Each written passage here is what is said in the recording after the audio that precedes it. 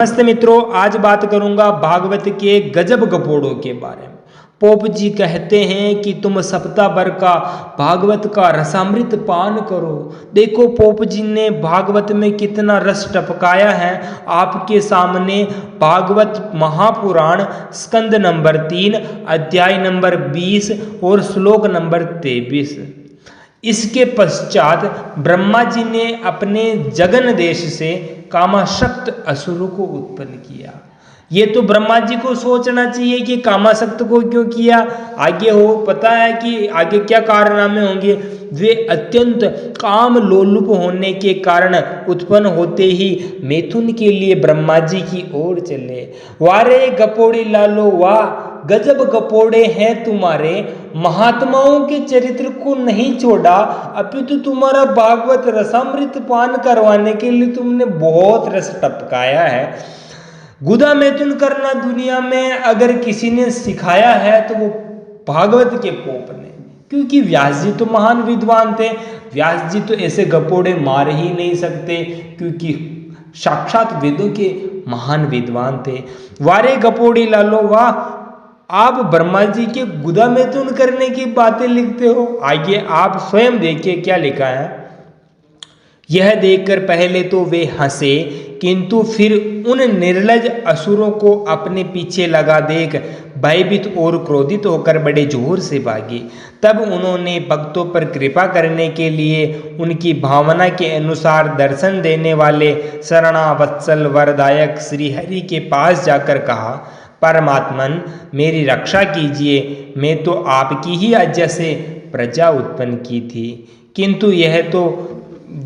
किंतु यह तो पाप में प्रवृत्त होकर मुझे ही तंग करने चली है।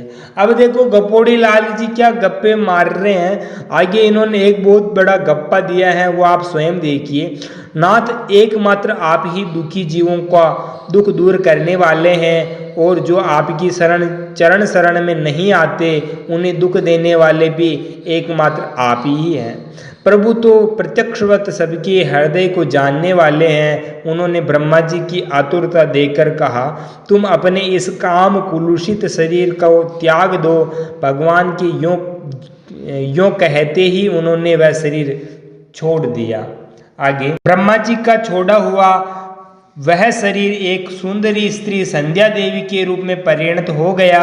उसके चरण कमलों के पायजेब जंगत हो रहे थे, उसकी आंखें मतवाली हो रही थी और कमर करधनी की लड़ों से सुशोभित सजीली साड़ी से ढकी हुई थी। उसके उभरे हुए स्तन इस प्रकार एक दूसरे से सटे हुए थे कि उसके बीच में कोई अंतर नहीं रह गया था।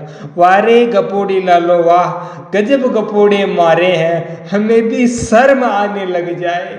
छी छी छी, भागवत के पोप जी ने देखे होंगे इतने कुकर्म, तो आप आगे स्वयं देखिए। इन्होंने कोई इंची टेप लिया होगा, आप स्वयं आगे देखिए। उसकी नासिका और दंतावली बड़ी ही सुगढ़ थी, तथा वह मधुर मधुर मुस्कराती हुई असुरों की ओर हाव भावपूर्ण दृष्टि से देख रही थी। वह नीली नीली अलकावली से सुशोभित सुकुमारी मानो लज्जा के मारे अपनी अंचल में ही सिमटी जाती थी। विदुर जी उस सुंदरी को देखकर सबके सब असुर मोहित हो गए। होने ही थे। अब ब्रह्मा जी ने रूप बदल लिया तो ऐसे कारनामे होंगे। जब ब्रह्मा जी दाढ़ी मूंछ वाले थे तो उन्होंने राक्षसों ने गुदा मैथुन के लिए प्रवृत्त हो गए। तो अब पता है उन्होंने सुंदर संध्या देवी का रूप लिया, तो पता आप जानते हो कि फिर तो कभी नहीं छोड़ने वाले ये असुर, उसको कुकर्म करके ही रहेंगे। वारे वाह, गजब गपोड़ी लालो। आगे आप देखिए, अहो इसका कैसा विचित्र रूप, कैसा अलौकिक धैर्य और कैसी नई अवस्था है। देखो हम काम पीड़ितों के बीच में यह कैसी बेपरवासी विचर रही है। इस प्रकार के उन कुबुद्धि दैत्यों ने स्त्री रूपिणी संध्या के विषय में इस तरह के तर्क वितर्क करके फिर उसका बहुत आदर करके प्रेम पूर्वक पूछा, सुंदरी तुम कौन हो और किसकी पुत्री हो? भामिनी, यहाँ तुम्हारे आने का क्या प्रयोजन है? तुम अपने अनूप रूप का ये बेमोल सौदा दिखाकर हम अभागों को क्यों तरसा रही हो? अबले तुम क्यों कबले कोई भी क्यों न हो, हमें तुम्हारा दर्शन हुआ, हम बड़े सौभाग्य की बात है। तुम अपनी गेंद उछाल उछाल कर हम वारे वाह गपोड़ी लालो, गजब गपोड़े मारे हैं। क्या गेंद है, क्या क्या है, ये तो पूरे भागवत के पोप जी को पूरा नॉलेज है। देखो आप आगे देखिए, अपनी गेंद उछाल उछाल कर हम दर्शकों के मन को मत डालती हो सुंदरी, जब तुम उछलती हुई गेंद पर अपनी हथेली को थपकी मारती हो, तब तुम्हारा चरण कमल एक जगह नहीं ठहरता, तुम्हारा कटी प्रदेश स्थूल स्तनों के भार से, वारे वाह गजब गपोड़ी लालो, स्तनों के भार से थक सा जाता है। अहो तुम्हारी निर्मल दृष्टि भी थकावट झलकने लगती हैं।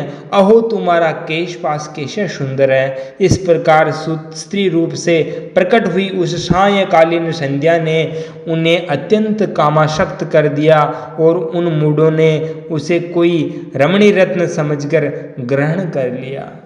वारे गपोड़ी लालो वाह, गजब गपोड़े मारे हैं। भागवत में कितना रस है आप स्वयं देखिए। इसीलिए तो कहता हूं बुद्धिमानों को वेदों की ओर लौटना चाहिए, ऐसे भागवत के गजब गपोड़ों को छोड़ना चाहिए।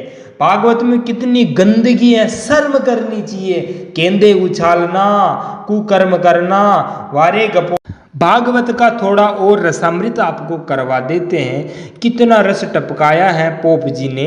भागवत महापुराण स्कंद नंबर 10 अध्याय नंबर 33 इसके श्लोक नंबर 12, 13 और 14 आप देखिए। वह स्वभाव से तो कमल के समान सुगंध से युक्त था ही, उस पर बड़ा सुगंधित चंदन का लेप भी था। उसकी सुगंध से वह गोपी पुलकित हो गई, उसका रोम रोम खिल उठा। उसने झट से उसे चूम लिया। अब ये चुम्मा लगाना पता नहीं, ये तो पोप जी के कुकर्म है। आप आगे देखिए, वह गोपी नृत्य कर रही थी, नाचने के कारण उसके कुंडल हिल रहे थे, उसकी छटा से उसके कपोल और भी चमक रहे थे। उसने अपने कपोलों को भगवान श्री कृष्ण के कपोल से सटा दिया और भगवान ने उसके मुंह में अपना चबाया हुआ पान दे दिया। वारे गपोड़ी लालो वाह, गजब गपोड़े मारे हैं। माथे से माथा टकरा करके, अपना सिर से सिर चिपका करके झूठा पान उसके मुंह से डाल दिया। वारे गजब गपोड़ी लालो, तुम्हारे भागवत नहीं, यह एक महान रासलीला है। इस रासलीला में इतना रस टपकाया है। मैं कोई माई का लाल अपने बच्चे के सामने इस रासलीला को सुना दे तो चैलेंज करता हूं। गजब गपोड़े हैं पोपों ने। महान दिव्यात्मा श्री कृष्ण थे, महान विद्वान ब्रह्मा जी थे, उनके चरित्र को कहीं का नहीं छोड़ा। बुद्धिमानों को अपना खोपड़ा कचरे से खाली करके आज से ही सत्यमत वेद की ओर लौटना चाहिए। वेदों की ओर लौटो और महान ग्रंथ सत्यार्थ प्रकाश अवश्य पढ़ो ताकि तुम्हारा उद्धार हो जाए, नहीं तो तुम नष्ट और भ्रष्ट हो जाओगे, तुम्हारा सर्वनाश हो जाएगा। तुम श्री कृष्णचंद्र जी पे ऐसे लांछन लगाते हो। वारे वाह गजब गपोड़ी लालो। आपका अपना YouTube चैनल है, बोलने के लिए बहुत सारी बातें हैं, पर क्या बोलने इन पोपों के लिए। इनमें सब कुछ करने की क्षमता है। पोप जी बहुत बड़े भोगी है।